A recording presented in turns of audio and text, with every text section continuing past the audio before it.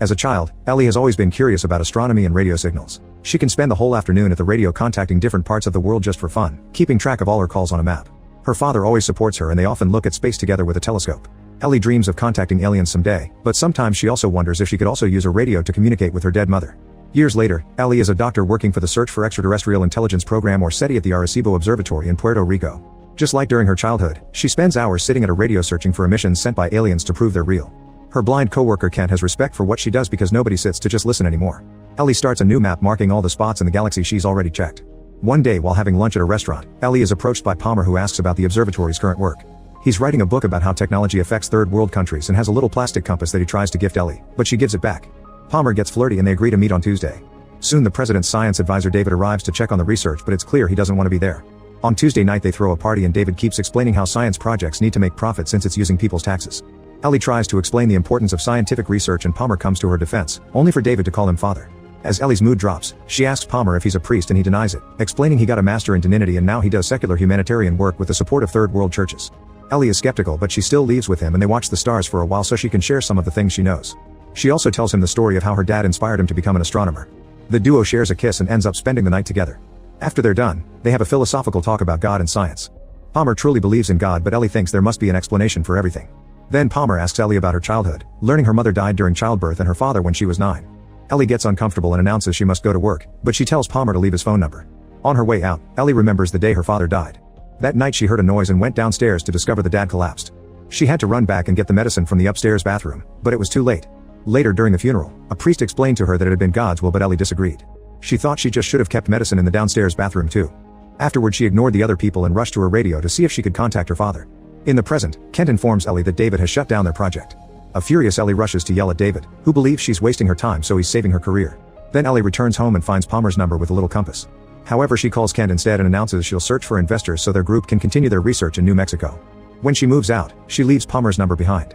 13 months later after many failed meetings in other companies, Ellie arrives at Haddon Industries to make her case, but the board calls her ideas science fiction. Ellie snaps and rants, pointing out all science discoveries were science fiction at some point in history. At that moment the board gets a call from CEO Haddon himself, who agrees to fund her research. 4 years later, Ellie's is still in New Mexico working with massive satellite dishes. One afternoon Kent comes with bad news, saying they're getting pressure from the scientific community to present results. Haddon is willing to fund the project for years, however the telescopes are government owned and they want to lease them to more profitable people.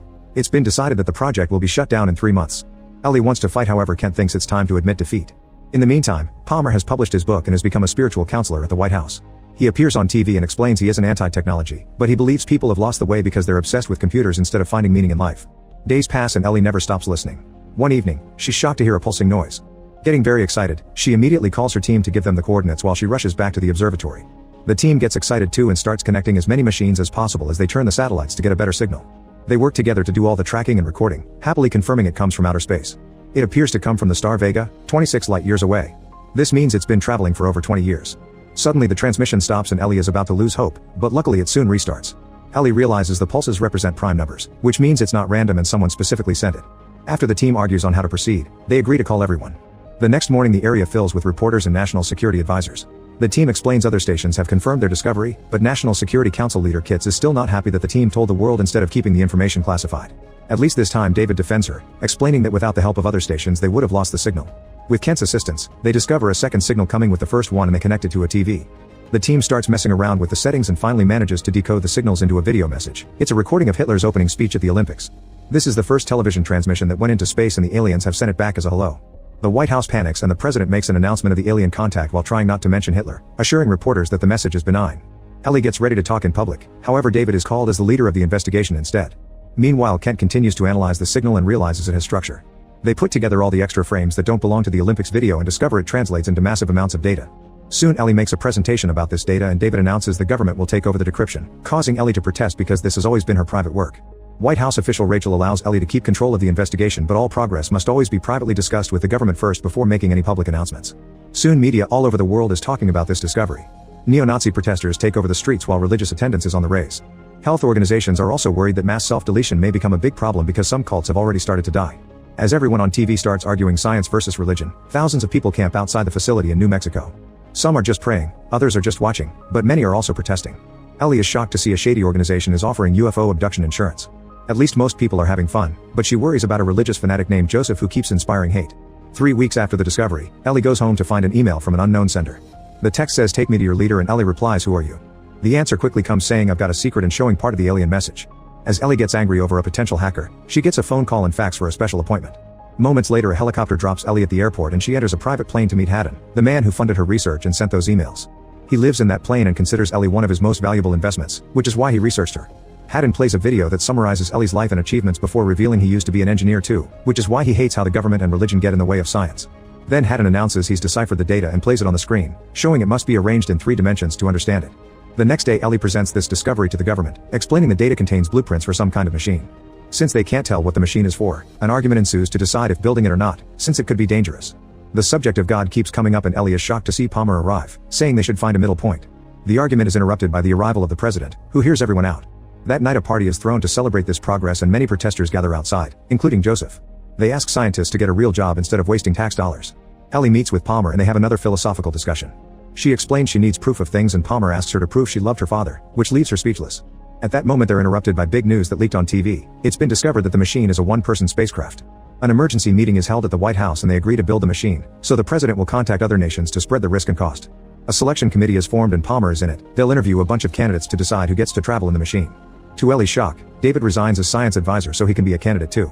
Soon media starts discussing how much this whole project will cost the country and who is worth of making such a trip.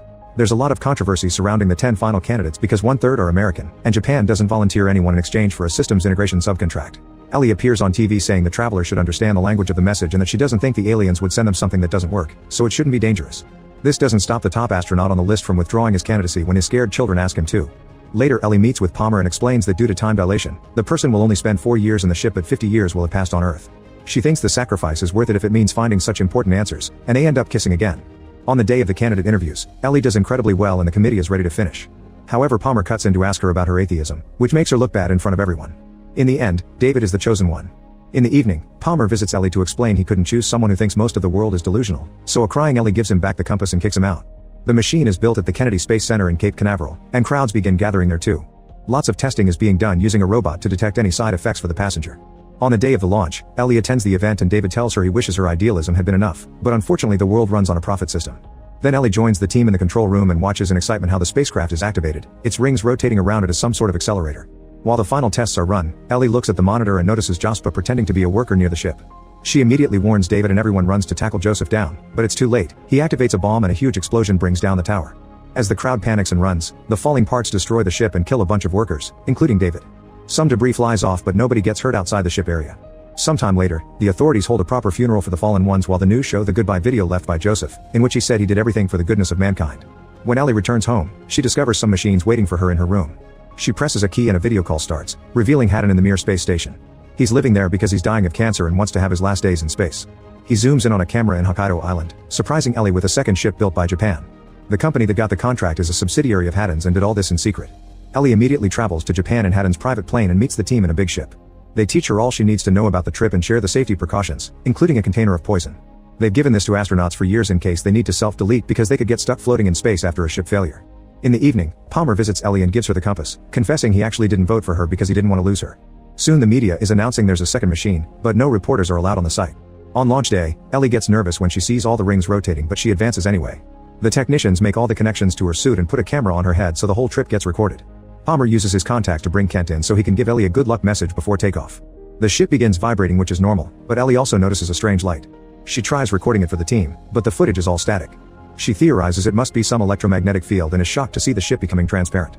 The countdown begins and the team is worried, especially when the ship starts glowing and all the numbers on the computers are off limits. They consider aborting the mission, however Kent hears Ellie's voice through the static swearing she's good to go. The sea starts going crazy in the area and shakes the ship right before the spacecraft finally takes off. Ellie is amazed by the lights that surround her, which quickly turn into the most amazing and beautiful celestial views. This soon turns into a tunnel and Ellie theorizes it's a wormhole, describing the whole experience for the camera even though she can't communicate with ground control anymore. After crossing what appears to be residual radiation, the ship stops and Ellie sees Vega. Looking around reveals a weird contraption nearby, only for the ship to suddenly take off again. Now Ellie flies through a series of wormholes, which keeps having a strange effect on her face. Eventually it stops at another star system and Ellie notices a city on a planet. She barely gets to see anything else before the ship enters a much more violent wormhole and the compass starts floating, so Ellie leaves the chair to catch it. At that moment the chair beaks off and hits the ceiling before the lights go out. Ellie turns on her flashlight and discovers a celestial event she can't identify. She's incredibly moved by its beauty and says a poet should have been sent to describe it. Suddenly she finds herself floating down and she appears on a beach. This place is also beautiful and looks like a drawing she made as a child. Poking around causes her hands to meet resistance, meaning this shows some kind of energy or illusion. At that moment a figure starts running toward her and Ellie is shocked to see her father, but as soon as she hugs him she realizes he isn't real. This is an alien, who explains he took this form to communicate with her more easily. He confirms there are many alien races out there and that humans contacted the universe first with their radio transmissions. The travel system Ellie used wasn't built by his people, it was made by an unknown entity. The aliens watched humans and agreed they were worthy, so they sent them the blueprints as a first step for humanity to join the rest of the universe. After he says goodbye, Ellie watches a beautiful meteor shower appear in the sky. A light suddenly shines too brightly and Ellie finds herself back in the ship, which is landing back in the Japanese Sea. The team panics and contacts Ellie, saying there was a malfunction and the ship never left. After Ellie is rescued she shares her whole experience, but the camera only recorded static. She swears it's all true, however Kit shows her a recording of the ship falling in seconds. The next day the president gives a speech saying this is only a misstep, but soon the other nations are getting into legal disputes. The media is full of criticism and conspiracy theories, especially when Kit steps down from his advisor position. Afterward a congressional committee led by Kit interrogates Ellie, who points out a wormhole can explain what happened. Time dilation could have made 1 second on Earth equal 18 hours out in space. Kit immediately calls her out because wormholes are just a theory and drops a big bomb. Haddon has died and it's believed this whole deal had been a hoax organized by him. Ellie cries as she begs people to believe her story, shocking herself by requesting them to have faith since she has no evidence. Her speech about awe, humility, and hope inspires Palmer, but the committee concludes her story is also a hoax. On her way out, Palmer joins Ellie in front of the cameras and a huge crowd, telling the world he believes her. Meanwhile in secret Rachel tells Kit that Ellie's camera recorded 18 hours of static. 18 months later, Ellie is working at a new base with extra radar since now SETI has enough funding to keep going. Kids visit the base during school trips and Ellie teaches them they must seek their own answers. Make sure to subscribe and turn on notifications so you can watch more videos like this. Thanks for watching.